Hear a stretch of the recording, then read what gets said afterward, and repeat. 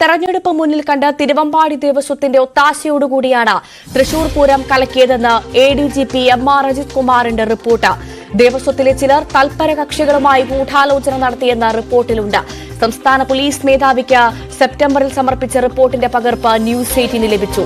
RSS BJP നേതാക്കളുടെ പേര് മൊഴികളായി രേഖപ്പെടുത്തിയിട്ടുണ്ടെങ്കിലും ഏത് രാഷ്ട്രീയ പാർട്ടിക്ക് വേണ്ടിയാണ് ഗൂഢാലോചന നടത്തിയതെന്നത് റിപ്പോർട്ടിൽ പറയുന്നില്ല. വിനോദ് നൽകും കൂടുതൽ വിവരങ്ങൾ. വിനോദ്, ഏറ്റവും പ്രധാനമായി ആദ്യം അറിയേണ്ടത് എന്തൊക്കെയാണ് എഡിജിപിയുടെ റിപ്പോർട്ടിൽ പറയുന്നതെന്നാണ്?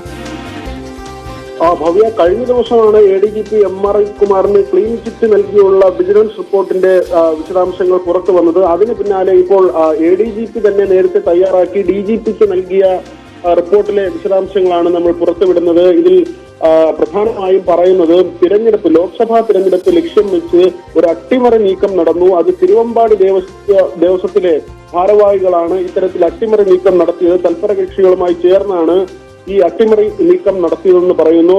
വലിയ വിവാദങ്ങളിലേക്ക് പോകാൻ ഇടയുള്ള ഒരു പരാമർശമാണ്. സ്വാഭാവികമായും തിരുവമ്പാടി ദേവസ്വത്തിന്റെ പ്രതിനിധികൾ അടക്കമുള്ളവർ ഇക്കാര്യത്തിൽ വൈകാതെ പ്രതികരണം നടത്തുമെന്ന് തന്നെയാണ് നമ്മൾ മനസ്സിലാക്കുന്നത്. കാരണം അത്യന്തം ഗൗരവമുള്ള ഒരു കാര്യമാണ്. തിരഞ്ഞെടുപ്പ് രാഷ്ട്രീയത്തിന് വേണ്ടി തൃശൂർ പൂരം അലങ്കോലപ്പെടുത്താൻ ഒരു ദേവസ്വം ശ്രമിച്ചു എന്ന ഏറ്റവും ഗുരുതരമായ പരാമർശങ്ങളാണ് എഡിജിപിയുടെ റിപ്പോർട്ടിലുള്ളത്. ഇതിലെ ഭാരവാഹികളുടെ പേരുകൾ എടുത്തു പറഞ്ഞാണ് ഇക്കാര്യം വ്യക്തമാക്കുന്നതും. അതേസമയം രാഷ്ട്രീയ പാർട്ടി ആരാണ് എന്നത് ഈ റിപ്പോർട്ടിൽ വ്യക്തമാക്കുന്നില്ല. ഏത് രാഷ്ട്രീയ പാർട്ടിക്ക് വേണ്ടിയാണ് ഈ ഗൂഢാലോചനയും അട്ടിമറി നീക്കവും നടന്നത് എന്ന കാര്യം വ്യക്തമാക്കുന്നില്ല.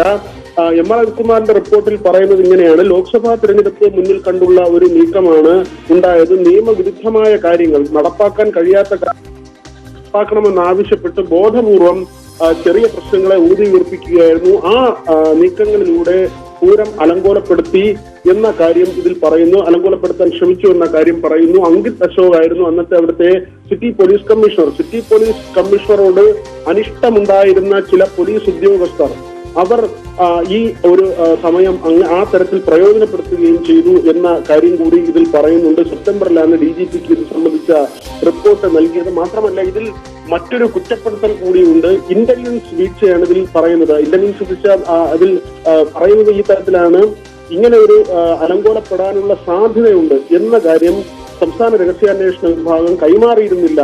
അതായത് അത് ലോ ആൻഡ് ഓർഡറിന്റെ മാത്രം ഉത്തരവാദിത്തമല്ല, ക്രമസമാധാന ചുമതലയുള്ള ADGPയുടെയോ അതിന് കീഴിൽ വരുന്ന ഉദ്യോഗസ്ഥരുടെയോ മാത്രം ഉത്തരവാദിത്തമല്ല എന്ന ഒരു വരികൾക്കിടയിൽ വായിക്കാൻ കഴിയുന്ന പരാമർശമാണത്. ഇന്റലിജൻസിന്റെ ഭാഗത്ത് നിന്ന് അത്തരത്തിലുള്ള മുന്നറിയിപ്പ് ഉണ്ടായിരുന്നില്ല എന്ന കാര്യം കൂടി പറയുന്നു. ആ സമയത്ത് ഇന്റലിജൻസ് ADGPക്ക് നേരെയാണ് ഈ ഒരു ആരോപണത്തിന്റെ മുന നീളുന്നത്. നമുക്കറിയാം, CPM സമ്മേളനം നടക്കുകയാണ്. പ്രത്യേകിച്ച് തിരുവനന്തപുരം ജില്ലാ സമ്മേളനത്തിൽ പോലീസിനെതിരെയുള്ള ഗുരുതരമായ ആരോപണങ്ങൾ ഉയരുന്നു. കഴിഞ്ഞ ദിവസം എം.ആർ. അജിത്കുമാറിന്റെ പേരെടുത്ത് തന്നെ വിമർശനം ഉയർന്നിരുന്നു. DGP റാങ്കിലേക്ക് അജിത്തിനെ ഉയർത്താനുള്ള തീരുമാനം, അതിനെതിരെയാണ് വിമർശനം ഉയർന്നത്. മാത്രമല്ല, അജിത്കുമാറിന് അങ്ങനെ DGP ആകണമെങ്കിൽ കോടതിയിൽ പോയി ആകട്ടെ, അങ്ങനെ നിയമപരമായ പോരാട്ടം നടത്തി ആകട്ടെ എന്ന കാര്യമാണ് പാർട്ടി പ്രതിനിധികൾ പറഞ്ഞത്. ഏതായിരുന്നാലും തുടരെയുള്ള ദിവസങ്ങളിൽ റിപ്പോർട്ടുകളുമായി ബന്ധപ്പെട്ട വിവരങ്ങൾ പുറത്തു വരുമ്പോൾ അത് സ്വാഭാവികമായും അജിത് കുമാറിന്റെ ഭാഗം ന്യായീകരിക്കുന്ന തരത്തിലുള്ള, അല്ലെങ്കിൽ അദ്ദേഹം ഏതെങ്കിലും തരത്തിൽ വിട്ടുവീഴ്ച ചെയ്തു, ഏതെങ്കിലും പാർട്ടിക്ക് വേണ്ടി RSS നേതാക്കളുമായുള്ള കൂടിക്കാഴ്ചയൊക്കെ വിവാദമായിരുന്നു, ആ തരത്തിൽ ഉള്ള തെറ്റുകൾ അദ്ദേഹത്തിന്റെ ഭാഗത്ത് ഉണ്ടായില്ല എന്ന് തോന്നിപ്പിക്കുന്ന തരത്തിലുള്ള കാര്യങ്ങളാണ് പുറത്തു വരുന്നത്. ഏതായിരുന്നാലും ഇതിൽ RSS കൂടിക്കാഴ്ചയുമായി ബന്ധപ്പെട്ട വിവാദം നേരത്തെ നിലനിൽക്കുന്നുണ്ട്. എന്തിനാണ് എം.ആർ. അജിത്കുമാർ RSS നേതാക്കളെ കണ്ടതെന്ന് വ്യക്തമല്ലെന്നാണ് DGP സർക്കാരിനെ ധരിപ്പിച്ചത്. മാത്രമല്ല, എം.ആർ. അജിത്കുമാറിന്റെ ഈ റിപ്പോർട്ട് തന്നെ സർക്കാരിന് കൈമാറിയത് അപ്പാടെ DGP കൈമാറുകയായിരുന്നില്ല. മറിച്ച് എം.ആർ. അജിത്കുമാറിന്റെ സാന്നിധ്യം അന്ന് അവിടെ ഉണ്ടായിരുന്നു. തൃശൂർ പൂരം നടക്കുമ്പോൾ അദ്ദേഹം അവിടെ ഉണ്ടായിരുന്നു. എന്തുകൊണ്ട് അദ്ദേഹം ഇടപെട്ടില്ല, ഈ വിഷയങ്ങൾ പരിഹരിക്കുന്നതിന് ഇടപെട്ടില്ല എന്ന ഒരു സംശയം കൂടി ധ്വനിപ്പിക്കുന്ന തരത്തിലുള്ള പരാമർശത്തോടു കൂടിയാണ് DGP ഈ റിപ്പോർട്ട് പിന്നീട് സർക്കാരിന് കൈമാറിയത്. ഭവ്യ, വിനോദ്, ഏറ്റവും പ്രധാനമായി ഇപ്പോൾ വിനോദ് സൂചിപ്പിച്ചതുപോലെ തന്നെ ലോക്സഭാ തെരഞ്ഞെടുപ്പ് മുന്നിൽ കണ്ടാണ് ഇപ്പോൾ ഇത്തരത്തിലൊരു നീക്കം നടത്തിയത്. തിരുവമ്പാടി ദേവസ്വം എന്നുള്ള അതിപ്രധാനമായ അതിഗുരുതരമായ ഒരു വിമർശനമാണ് ഈ റിപ്പോർട്ടിലുള്ളതെന്നാണ് മനസ്സിലാക്കുന്നത്. ഏറ്റവും പ്രധാനമായി നമുക്കറിയാം, തിരുവമ്പാടി ദേവസ്വവും പാറമേക്കാവ് ദേവസ്വവുമാണ് തൃശൂർ പൂരം, രണ്ട് ദേവസ്വങ്ങളും ഒന്നിച്ചുകൊണ്ടാണ് തൃശൂർ പൂരം കെങ്കേമമാക്കാറ്. അപ്പോൾ ഈ ലോക്സഭാ തെരഞ്ഞെടുപ്പ് മുന്നിൽ കണ്ട് തിരുവമ്പാടി ദേവസ്വം മുന്നിൽ നിന്നുകൊണ്ടാണ് പൂരം അലങ്കോലമാക്കിയതെന്ന് റിപ്പോർട്ടിൽ പറയുമ്പോൾ ഇനി എന്ത് പ്രതീക്ഷിക്കണം? ഏറ്റവും പ്രധാനമായി തിരുവമ്പാടി ദിവസത്തിനടക്കം നിർണായകമായ പ്രതികരണം വരേണ്ടതുണ്ട്. ഒരു കൈകഴുകൽ നടത്തിയതാണോ ADG MR അജിത് കുമാർ എന്ന് പോലും സംശയിച്ചു പോകുന്ന സാഹചര്യം. കാരണം CPI നമുക്കറിയാം വലിയ തരത്തിൽ വിമർശനം ഉന്നയിച്ച സാഹചര്യം ഉണ്ടായിരുന്നു MR അജിത് കുമാറിനെതിരെ. അല്പസമയം മുൻപ് വിനോദ് പറഞ്ഞതുപോലെ തന്നെ തിരുവനന്തപുരം ജില്ലാ സമ്മേളനത്തിൽ മുഖ്യമന്ത്രി ഇരിക്കെ തന്നെ പ്രധാനമായും ADGPക്കെതിരെ വിമർശനം ഉയർന്ന സാഹചര്യമുണ്ട്. ഈ സാഹചര്യത്തിനൊക്കെ പശ്ചാത്തലമാണ് ഇപ്പോൾ ഈ റിപ്പോർട്ട് പുറത്തു വരുന്നത്. ഈ റിപ്പോർട്ട് സമർപ്പിച്ച സാഹചര്യം കൂടി നമ്മൾ പരിശോധിക്കണം. MR അജിത് കുമാർ പൂരം അലങ്കോലമായതിന് തൊട്ട് പിന്നാലെ നൽകിയ ഒരു റിപ്പോർട്ടല്ല, മറിച്ച് RSS നേതാക്കളുമായി നടത്തിയ കൂടിക്കാഴ്ചയുടെ വിവരങ്ങൾ പുറത്തു വരുന്നു. അതിനുശേഷമാണ് തിടുക്കപ്പെട്ട് ഈ റിപ്പോർട്ട് സമർപ്പിക്കുന്നത്. അതായത് ഏതാണ്ട് 5 മാസത്തിലധികം അദ്ദേഹം ഈ റിപ്പോർട്ട് സമർപ്പിക്കാതിരുന്നു. ഇതിന്മേൽ കാര്യമായ നടപടികളുമായി മുന്നോട്ട് പോയില്ല.